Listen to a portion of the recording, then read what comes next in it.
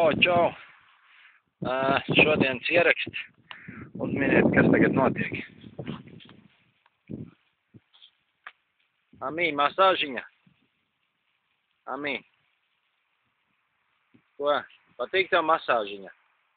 Jā, ir labi. Redzi? Tā ir saprašanās.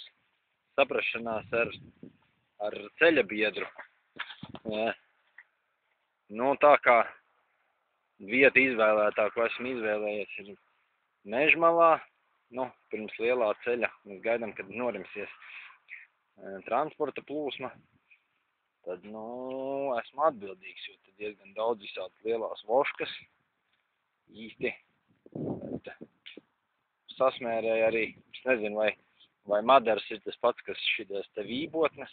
Iespējams, ka jā, iespējams, ka nē. Bet, ar to iesmērēja, bet lielajiem dunduriem kaut kā laikam tas to lampačku. Un ir novērojams tāds, ka pļavās viņu tik daudz nav, tieši Mežmalās un tādi lielie treknie. Tāpēc, tagad ir ko darīt. Ir nodarbošanās, nav jāsēž, jāmurgalē ratos, bet viņi palīdz Amī, lai masāžiņu pie reizes. Masāžiņu, Amī. Masāžiņu forša, jā? Amī. Kuku. Viņa negrib filmēties. Nē, negrib, jā. Masāžiņu grib, jā? Grib masāžiņu. Un tad, jāpastrādā bišķiņ. Sadāk, jā, es varu iedomāties, ka viņi sāpīgi koži un kā tas tāds iedarbīgs process, kad mēs neesam pļavā, bet, kaut kā tā. Vakarā, šovakar, domāju,